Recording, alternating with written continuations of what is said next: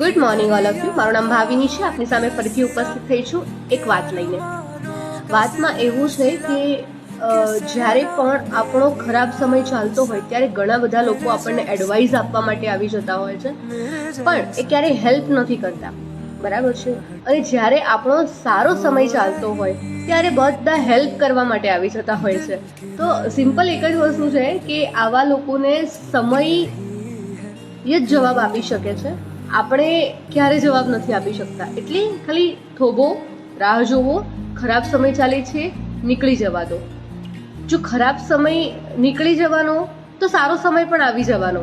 જેવી રીતે સારો સમય પણ નીકળી જવાનો ને ખરાબ સમય આવવાનો, તો બંને માટે આપણે રેડી રહેવું જોઈએ, બરાબર છે.